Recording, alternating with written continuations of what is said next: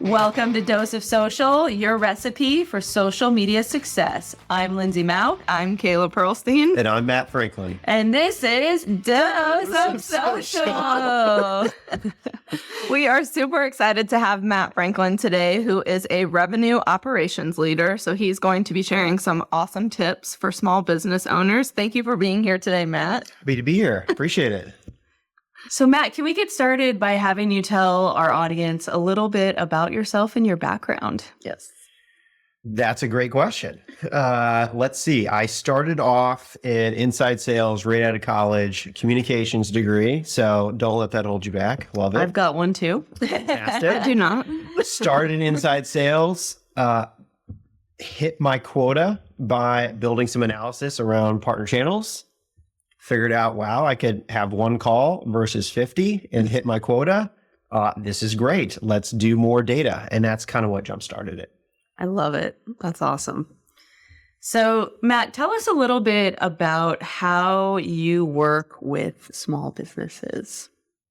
I like to work with small businesses that are trying to figure out how to grow. They love what they're doing. They have a passion. They're really good at what they do. And sometimes they just need a little bit of help with the numbers and where money is best spent or what to look out for to get that affirmation. So I like helping to spark those questions and help through the math and then get something that they can track so they know they're being successful or figure out what to learn from.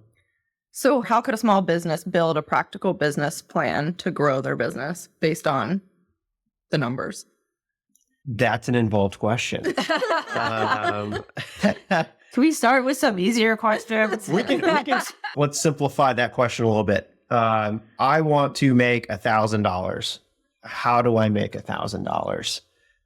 I sell widgets for $10. Great. You need to go get 100 of those sold.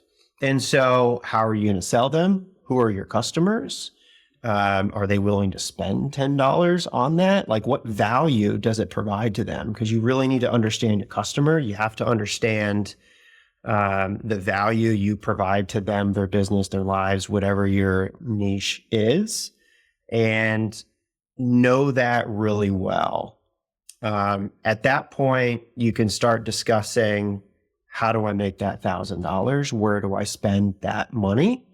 And that's where I feel like it can go a lot of different directions. And so the most important part that I tend to do is ask a lot of questions like, what have you tried? What have you seen work? If it worked, was it a fluke? Like, why did it work? And just have an open conversation where you kind of just follow the talk. And then you can tend to lock in on, okay, sounds like that might be the spot. Let's focus there initially. That's great. Mm-hmm. A great starting point for a business. How about a business that's more established, but maybe they're looking to really kind of hone in on their business goals and work with someone like yourself to grow or improve their revenue? Yeah. So if I'm thinking a company specifically, sometimes I like to start with, what's your aspirational target for a year from now, 3 years from now? Are you wanting to grow 30%, 50%? Are you trying to double up? Are you trying to go from 1 million to 2 million, 2 million to 5? Like, what does that trajectory look like? And I like to get that going because you can really learn a lot from asking that question. And then the follow-up questions of, do you find that the growth will come from doing more of what you're doing today? Or do you have to bring something new to the table to get that compounded value? And that starts to open up conversations around, are they thinking about that new flashy thing? And how do you bring that to market in a good way? How do you seek that validation before you can put more capital behind that push? So you start to get into budgetary spend at the same time. And then where's your time? Where are you spending your time and your focus? Are you bringing the new product to market? Are you able to keep your sustained business growing at a good rate? Or could that potentially be a sacrifice that you start to make and you need to watch out for? And so getting to those high level numbers again, like what's the outcome you're trying to achieve? I'm very much a broken record when it comes to what's the outcome because I'm a competitive person. I want to be able to measure it. And you should want to measure it too. So you know you're going to get there. Because if you're just pushing money out the door and not bringing it in, that's not going to end well. And so once I get to that, you can start to break down, okay, it's the revenue piece. Got it. How much of that may come from your core business or that new product? Start to think about what that looks like. Help them think about how fast could you go into market, the speed of that. Because then you can start to think about, I can geek out a lot here. So my last little bit there is, let's say you want to do $500,000 in Q1, $750,000 incremental dollars in Q2.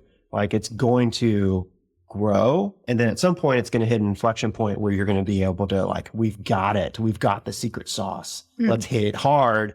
Now you can start thinking about doubling that up by bringing in additional spend, people, process, technology to just help push that as fast as possible to your customer base. And so then, you do the math thing, you do the Excel, you do the financial modeling to start thinking about how do you really measure this? And then who, depending on the size of your organization, who really owns what, when. So then there's accountability, yet camaraderie and teamwork to really go make that mission happen.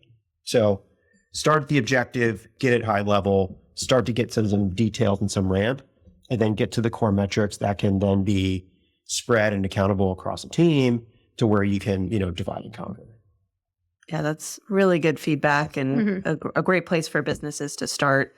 So Matt, how do you see marketing fitting into a overall business plan in helping to achieve your clients' objectives? I will say marketing is one of the things that I am learning more and more about every single day. I say, well, you all help me. Here's my understanding of how marketing really helps. I guess it depends on, are you a new brand or an established brand? So like there's a 10-year brand awareness. My experience, a lot of revenue operations, a lot of sales operations, a lot of like picking up where marketing has done a lot of great work and bringing that into revenue and to sustained customer relationships and growing customer relationships. And so marketing does a tremendous amount of establishing credibility in the market, validating who we should be talking to with what level of value or content, like who are those ideal customer profiles, who are those ideal businesses, at what times of year are best to get in touch with those people, like when are those people motivated, and how do we know what they're motivated by so that we can drive engagement with our brand, with our content, with our product, with our value that ultimately provides a signal that's like, hey, this person's ready to buy. Sales, like, talk to them. Or the very best is marketing is like a digital sales avenue. Organizations structure that a little bit differently.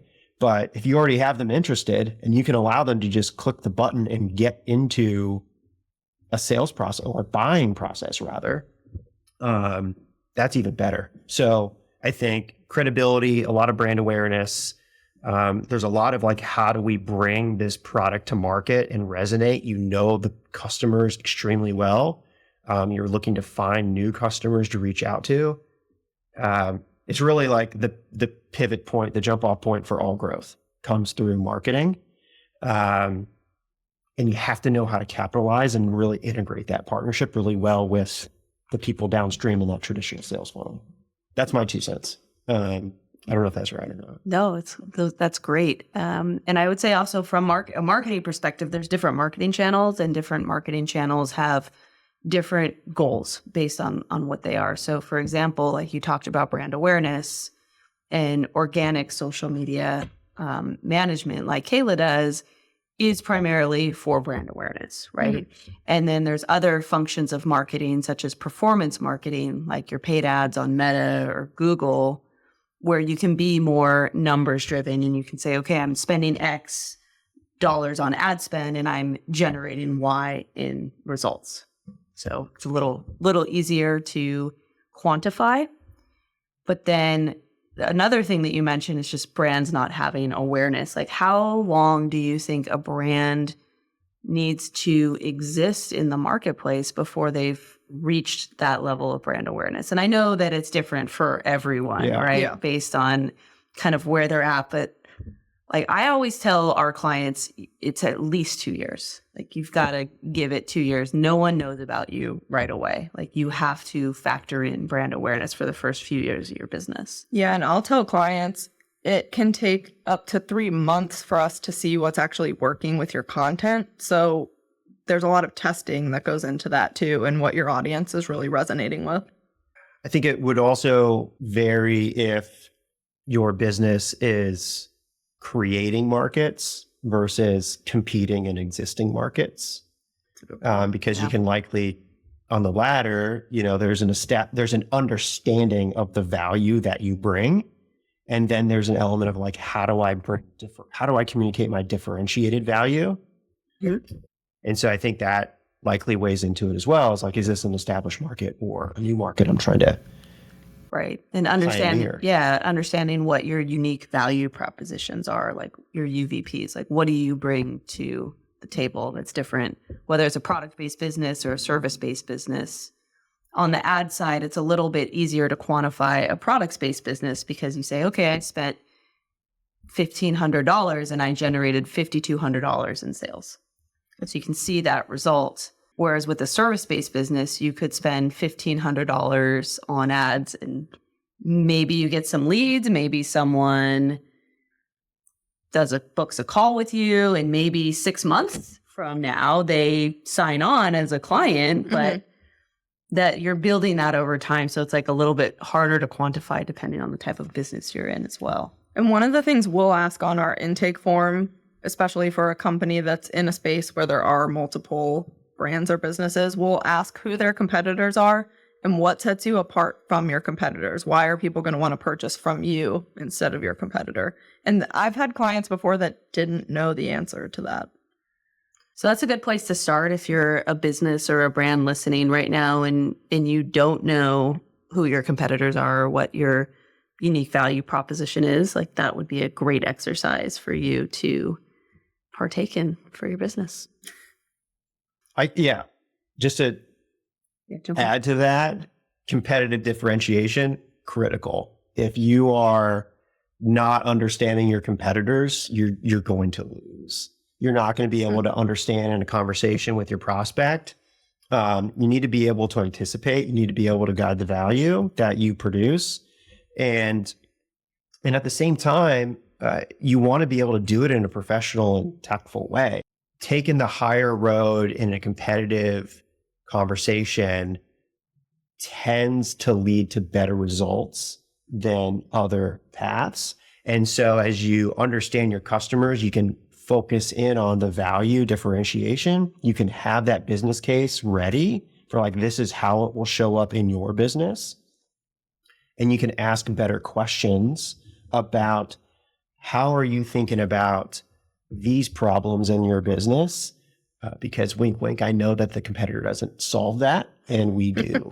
And so you can start to really uncover where the value is in your business and really drive that to them. So competitive understanding and staying on top of that, because as soon as you start positioning, they're doing the same thing. They're starting to look at, okay, this is how they are differentiating, and how do I go after that?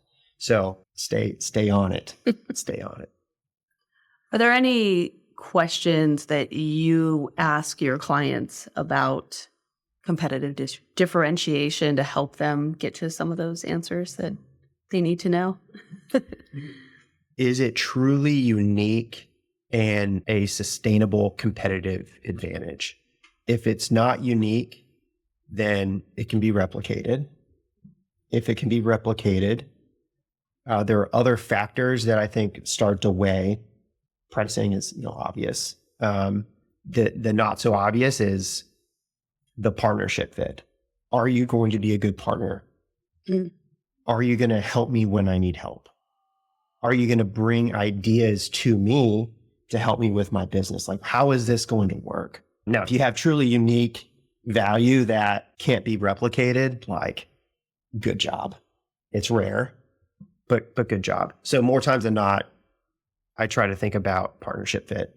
I think about the way you help your customers, and not just during the sales process and implementation. Like, this is a sustained partnership.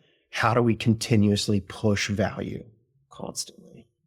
Oh, that's so true. I mean, I always say that about my own business. As I say, the unique value proposition is really our team and working with us and how fluid we are and how we're able to adapt to client needs, but then also really understand their holistic business goals too. So the partnership fit, especially for a service-based business, there's hundreds of thousands of people that do what you do, but how do you do it differently? And it's about having that ideal fit, both on the client side and the agency side, that really makes for a great partnership. Yeah. And I've worked in, most of my experience has been in tech, SaaS, a couple different industries, but a lot of tech and SaaS.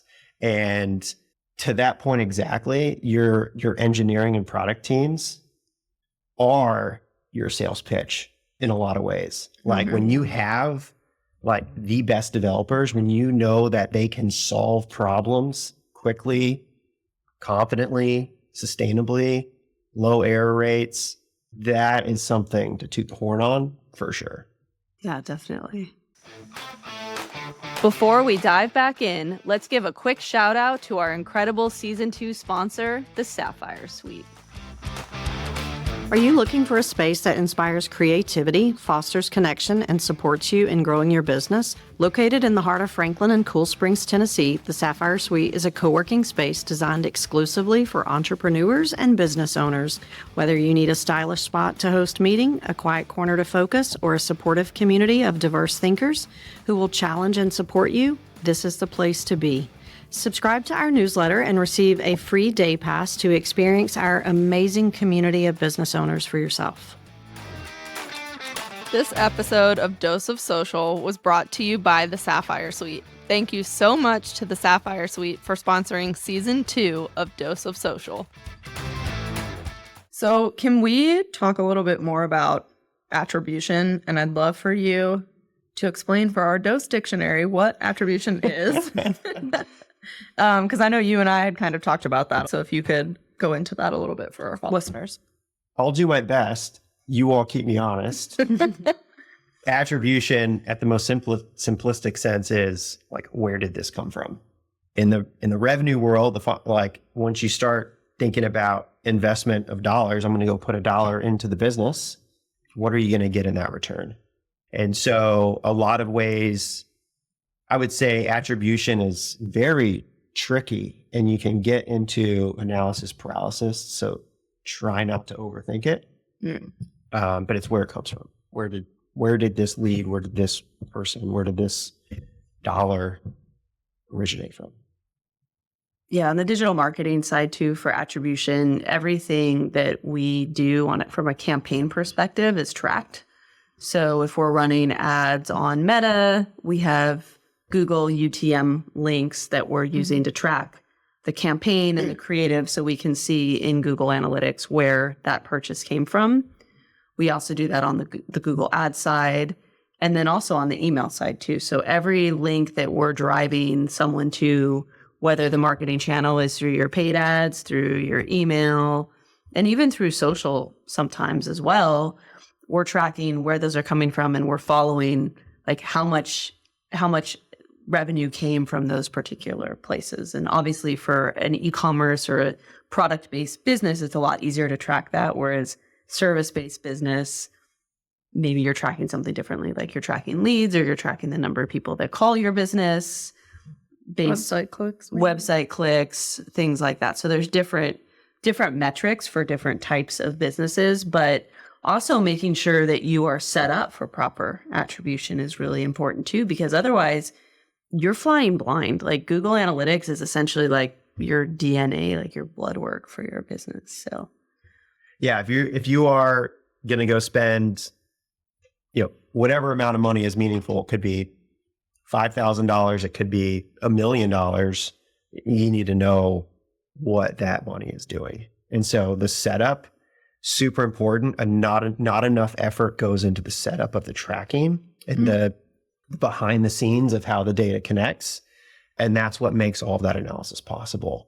A lot of the focus that I've seen gets put towards the actual material and the push, and the tracking can sometimes take a back seat. Yeah, and I think that's also the beauty of digital marketing is that we do have such great attribution. I mean, back like 50 years ago, when you took an ad out in the newspaper and you ran it and you spent, I don't know how much ads cost back then, $3,000. You had no way of tracking like how, if someone came to you from that newspaper or not. It was just like, okay, I did this. Hopefully it worked. Well, right? it's kind of like a billboard. Yeah. People spend thousands of dollars on a billboard, and they'll justify that cost. But then when it comes to organic social media, they can't justify that cost because of the ROI. Right. Yeah. It's interesting. I mean, it's all perspective, right? But it's like with digital marketing, there's ways to track it now, and also being realistic with your goals. And maybe you pull out a billboard ad and you say, I don't care if it drives sales. I'm doing this for brand awareness. And I'm doing this because all of my potential clients live within a 3-mile radius of where this billboard is sitting. So it's worth it to you. So I think it's also making sure that you have realistic goals and expectations and an understanding of what they're going to drive. So at what point would a small business look into hiring somebody like you? Immediately. Well, I would say for me, I very much want to help small businesses in a volunteer capacity. So like Nashville area, like getting connected in with different organizations here is kind of a mission of mine. What I would say is don't be afraid to just go have a 30-minute discovery, open-ended conversation with someone like myself. Like I think just having a sounding board, I think sometimes can help you as a business owner just figure out what to go do or pivot or to affirm what you're already doing or affirm like, hey, I think I need to go clean this up. Yeah, that's probably the right way to go. I agree. And, how we get to that is, 30 minutes of talking. And so I think it's don't overthink it. Just go do and do it right away. And then once you start to find good people in your network, in your community, in your industry, you'd be surprised by how many people will just take 30 minutes out of their day to have a conversation. So it all gets reciprocated in some way, shape, or form. And so go do now. And what would you tell someone that is potentially interested in working with you, but a bit guarded with their numbers and sharing their business information? Mutual NDAs are great.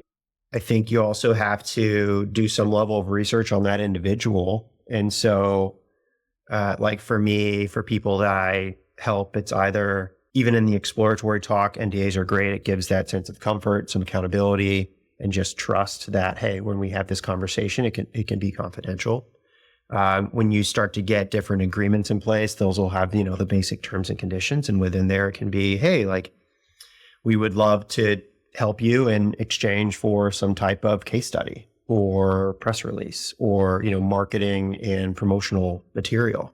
And so it's like, so that way we can reach more people like yourselves because we want to help more people like yourself. If you are too guarded, you may not get value. So you have to establish the right level of trust, and that trust can be different from person to person, company to company.